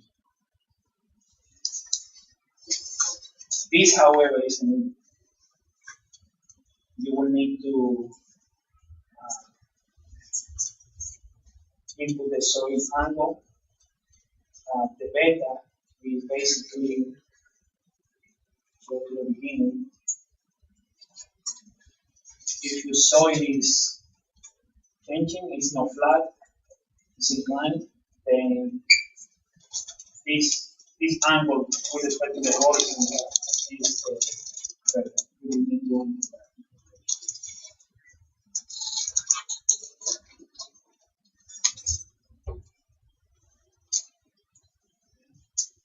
And then soil unit weight and nominal bearing capacity. So again, you have borings with block counts, and you can determine all these by doing correlation against your block.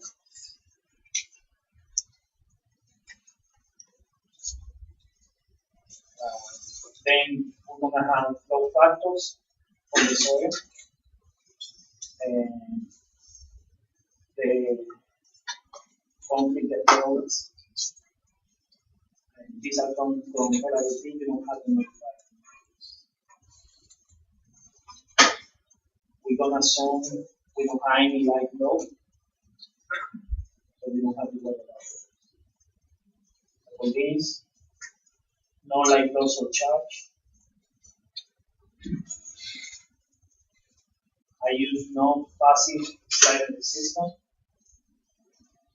typically because we know those.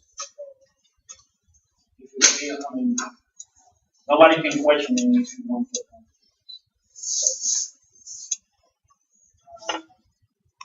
Version slab, this is for a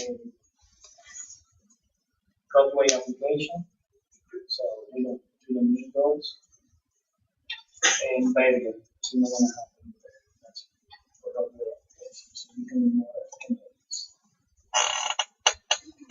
So with that, then you conclude all your geometry, and then it's going to plot for you how you any wall looks.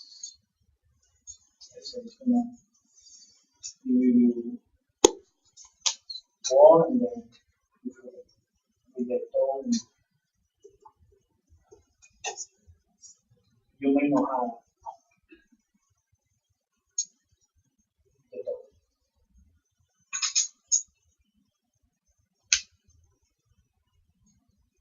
Then it's gonna do a check of your technical check to see if the work that you have inputted is basically it's gonna, for overturning, it's gonna make sure that the resultant is within the 2/3 of the footing width. And divide the 2/3 from 25 to 75. And it's going to calculate this centroid reaction based on the bearing pressure, assuming a rectangular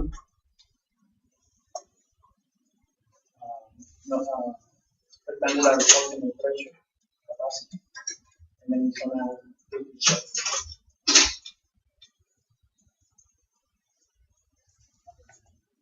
This is for bearing capacity. It's going to calculate what is the factor pressure, and it's going to compare it to the factor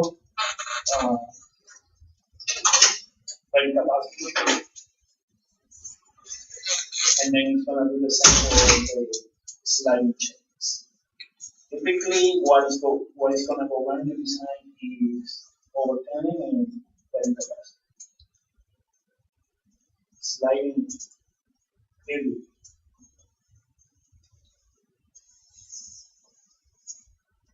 And when you have satisfied this geotechnical requirement, then you can move on to finalize your structural requirements. So here you will have to use the standard to make sense out of what is bad A and what is bad A and bad K. What it means. So if you want to I have provided you a folder with label with the import reference. That comes from like that.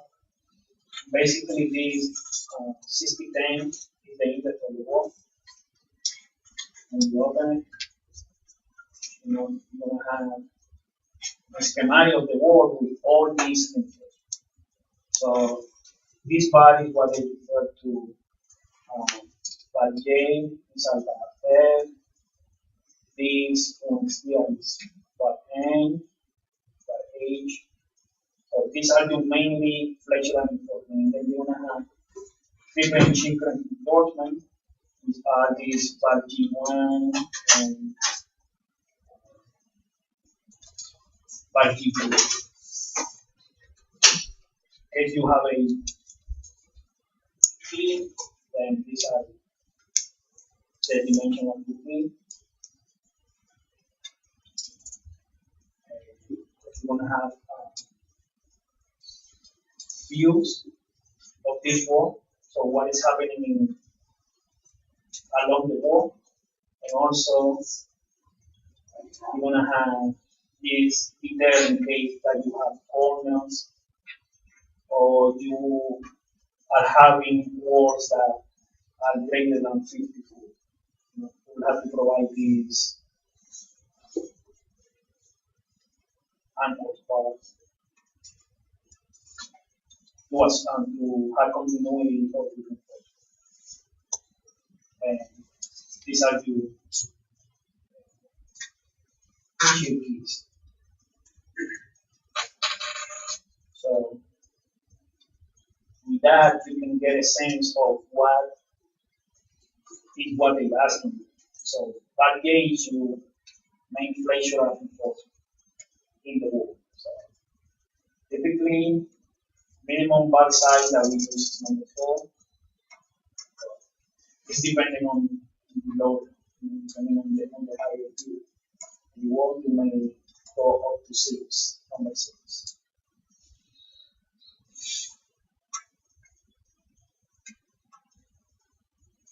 Then you move on to the other bars. I just give it to number 4 after the finishes everywhere. Except for the main bar of the 40, which I made number 5 after the finishes. I didn't have any key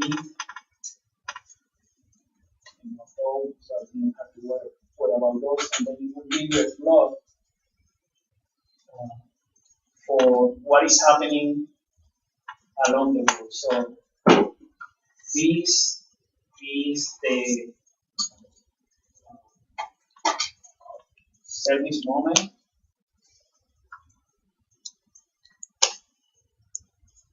And these are the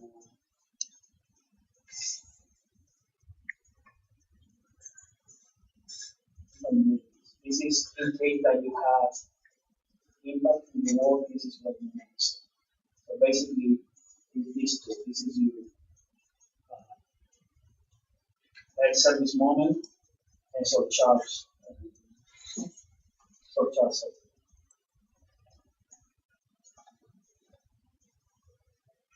And similar for shear, you want to see the applied shear and then the capacity.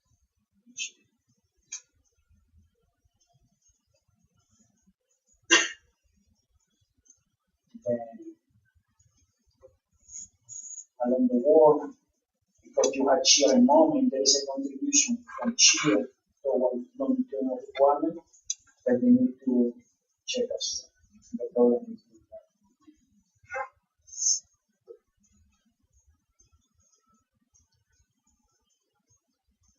Then those additional checks at the base for creep and shrinkage and temperature reinforcement.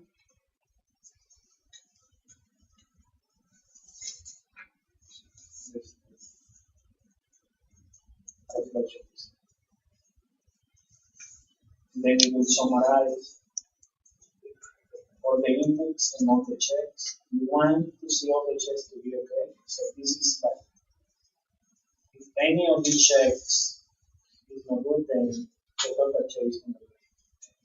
Or this 0, 1, 2 includes the wall, the footings, the geotechnical. So we will have all these components.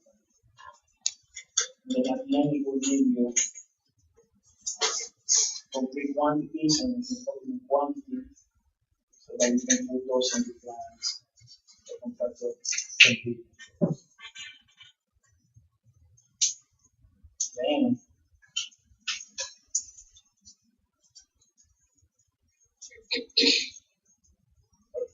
basically this is an example. And then you will need to flag these as part of your plan. And all these variables are given in the code. Basically, the problem is just repeating you what you can do. This is all like, what is the height of the wall at the beginning of the, when you put that, you tell me that.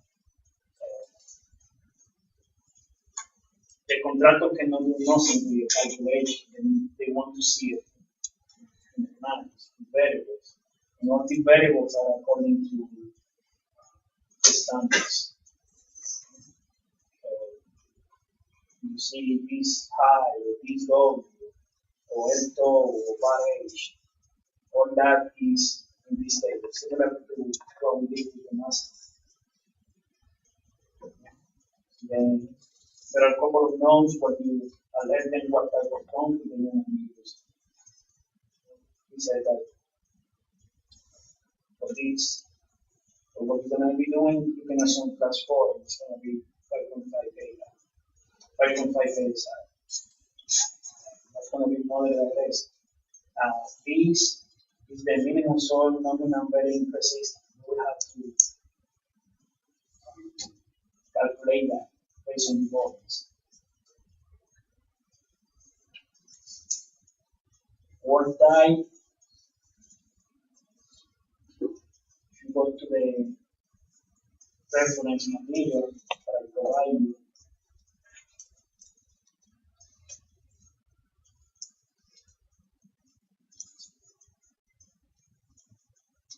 it's going to be these ideas.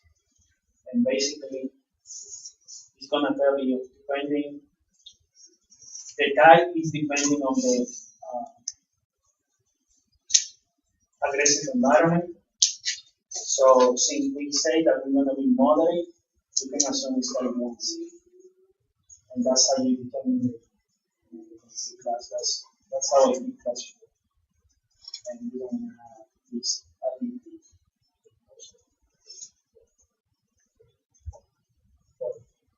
Basically, that's how we pick what type of model.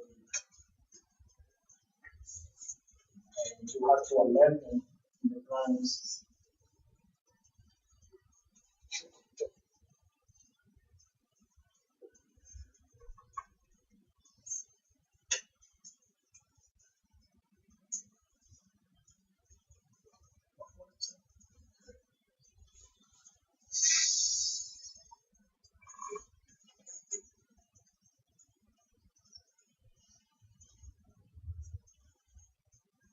You have to alert them so they know what type you use. So that would be any here. This table I have provided in the reference. You can You can use, you can do it by hand, you can use anyway. If you want, they are providing microstation, like DOT as well. So,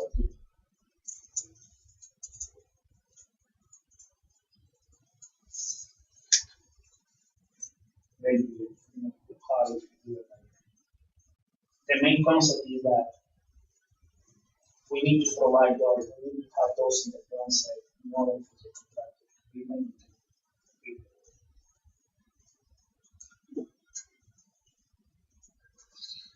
That concludes my presentation and then some questions. I feel like at least the retention walls I've seen, like, do they mainly have slopes to them, or is it basically they're going up like cinder blocks and cement them together? What was that? You have seen it what? Do the retention walls usually have slopes to them? It depends. I think he's asking because of it's cantilevered in that drawing. It depends. Most, if you go back to the drawings and the presentation, actually the one you have right there, it looks like the back wall has a slight slope there. I would say most of the time, you're right, I didn't normally see them straight up and down. Okay. And also with the street lights, I would feel like after you design one, that you're not using just like a standard design for the majority of street lights that you put in. I mean, I understand if you have another additional lane or a turning lane, you have an additional light, but I mean, you're not using the exact same height posts, the exact same. You want the mast arms? It varies. It's gonna vary. Yeah, they do vary. DOT, I know for sure DOT, most of the counties, they'll make you do, we actually have to do a boring right where the mast arm is going to go and get the exact soil properties, and those go into the design. And it makes a every difference single where it time, is. And I've had across the sides of the intersection different designs because the soil conditions vary. Wow. And yes, they are very, very particular on this signal. You're right, it could be such a science to it. You would think it's similar, but they do vary from pole to pole. The other thing is there's always a lot of utilities Yes. right in, wherever you want. It's inevitable. Wherever you want to put a mast arm, there's going to be a conflict of utilities. So sometimes that pole isn't exactly where you want to put it. You might have to back it up off the intersection a little bit so your arm gets on. Sometimes, like what I say, like typically you want it on the chat. Sometimes you may have a bad name, so you have to use the font on files so you can clear that. So that will make it different. And not only underground, but sometimes you'll have above ground utilities that you have to clean your pole through as well. Mm-hmm. They always use stop signs for our intersection. And also, yours may have, depending on where it is, if you're lining up as a driveway across the street, you can do 4 separate mast arms. You can do 2 that each have 2 arms. Right. If it's off sets, if there's nothing across the street that it's connecting to, so there's only 3 intersections or 3 approaches, right? You could have 3 different poles. You could have one that's just 1 arm and one that's 2 arms. So if you end up doing one with 1 arm and one with 2 arms, obviously those are 2 different signals. So it does vary. It's not the same wherever you go. It used to be. DOT used to be pretty much, there was a standard pole design, and that's what everyone used. They don't let you do that anymore. At least in my dealing with submitting the stuff, I don't design it. I'm the one that hands it in as part of my project. Right. I get the comments, and then I call the signal guy and say, hey, DOT gave me some comments. But he's the one probably design. It's still like on your height and your width, is it still like standard increments? Does it vary by like a foot or 6 inches? Or? Yeah, there's, It depends on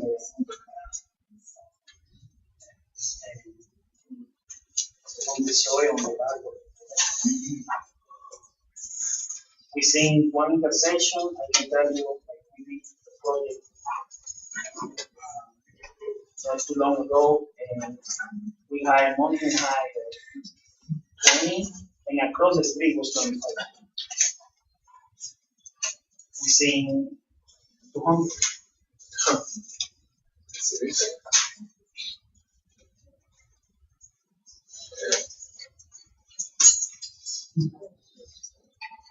any other questions? For the mast farm, are we using the nearest soil boring data? Yes. Whatever the closest board you have, use that one.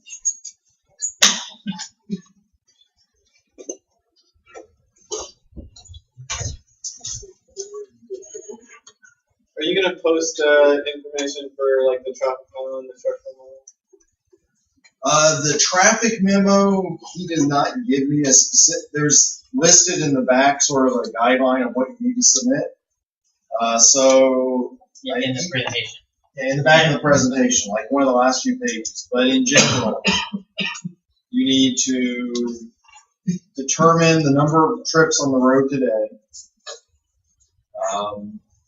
determine the current level of service, which you should have already done as part of the due diligence, determine what your design year is going to. Yeah. Okay. If you didn't do it during due diligence, you're doing it now. You had to adopt. That's what's adopted. Well, yes, adopted level of service. Determine what the current level of service is. Then project the traffic on the road based on background growth rates to the design year that you intend to have the project open. That's step one. Then you figure out how much traffic your development is going to generate based on the ITE tables. You'll have to calculate internal capture and pass by and reduce traffic accordingly. Use the distribution map to route the traffic out on the road based on how much you're generating and background or pass by and internal capture reductions as well. Then once you have the traffic on the road, in your design year, you now look at the new level of service. Have you caused the road to fail or not? And then on top of all that, you need to do a signal warrant and a turn lane warrant. Just go through, do the calculations and see if it's working. And just show the intersection, your main intersection, the alignment, or basically the design it up, how long the approaches are and everything like that. That make sense? So like drawing the turning lanes? Yes. Like where the signal would be at? Where the signal is. We're assuming you're needing a signal, whether it's warranted or not, we're going to say design a signal because you're putting the signal in based on structural. And then, based on what you're having, if it's 2 lanes and there's no turn lane, then it's just 2 lanes. If it's 2 lanes and a turn lane, you'll have to have 3 signal heads because you'll have to have 1 for each lane. So depending on what your signal warrant is or what your traffic design is, it's going to go into the design here and figuring out your mass arm. And then I'll let you answer what you're looking for. You're definitely doing the mass arm design. You're definitely doing the retaining wall design. What are you looking for when they hand it in? Basically, I want to see a layout of the signal where you guys are locating it. Also, I want the table that I showed with all the Mustang information and the output for the road. That's for the Mustang. I want a geotechnical for all your design parameters for both the Mustang and the retaining wall. I want you to do like a geotechnical report. Come out with those values. Just don't include those values. And for the retaining wall, again, a cross-section view showing the reinforcement. The table that I showed you, showing all the variables, and can do. You don't want, when you run my card, you don't want the information. Yes. Very design. Is there an index on web forces that correlates the SBT to friction angles and You have specific weights? Or do you have Prahada's book. Huh? Prahadas. What is it? Prahadas. Oh, Roger? Yeah. There will be correlation. And then schedule-wise, because of the flip-flop in the dates here, the structural memo was originally due the 5th. It will now be due the 12th of November. So that does get pushed out an extra week.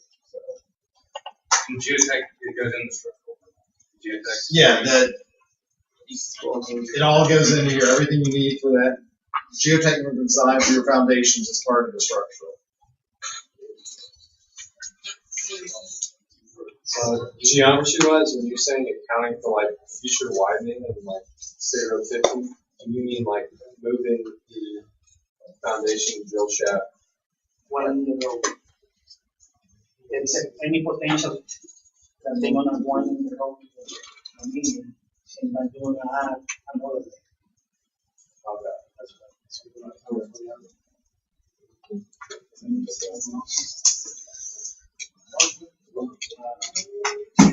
So right now, you just let's assume this is the width of DOT right away. You got this is the pavement, and you got travel lane, travel lane, travel lane, travel lane. If you build and assume you're going to put your master arm right here and right here for let's say you're coming in here, your master arm. This one will probably be here. For this side, it would probably be here. If you assume this is where it's going, right off the edge of the pavement, and 2 years down the road, DOT comes in and widens, you've got to rip out that signal and build it again. As part of your traffic study, one of the things you need to look at is if the Metro Plan Orlando, do they have future widening plans for DOT? That'll actually help you with your future level of service if they do have widening plans. But if they do, you know that at a minimum they're going to come in and build another lane.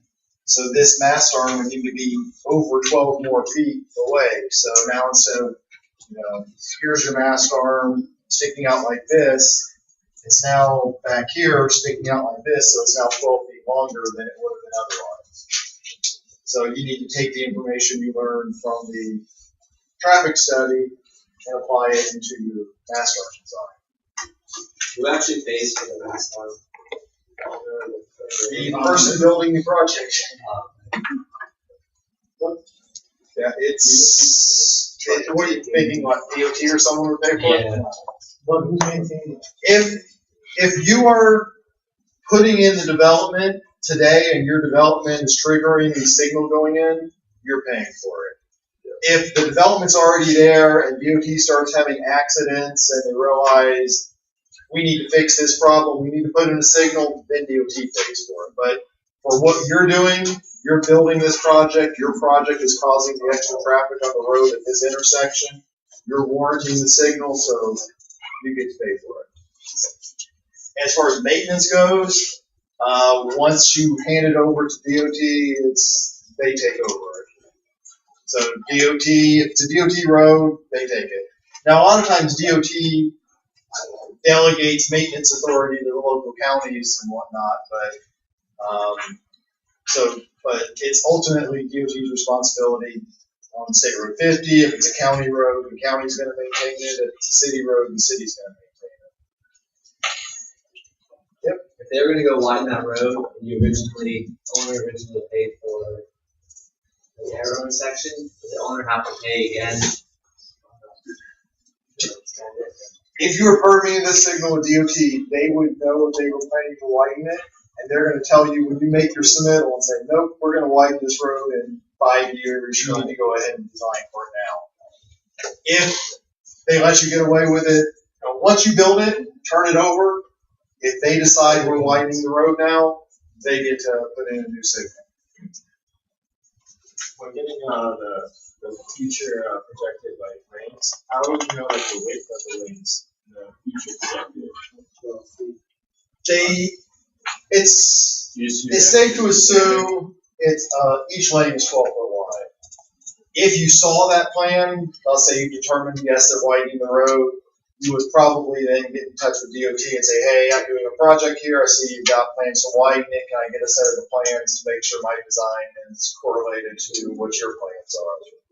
And you can assume 12 feet. Yeah, it's safe to assume it's a 12 foot line, that's a standard length of travel line. It's not gonna be, occasionally if you're in a congested area, they might drop it down to 11 foot, 12 foot is a pretty standard. Or the restricted right away or something. Yeah.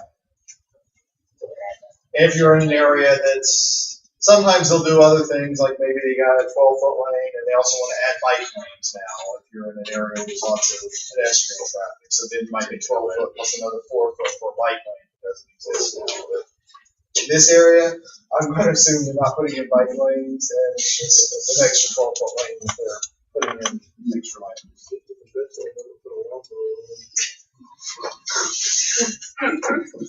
Any other questions for me or Mr. Severino?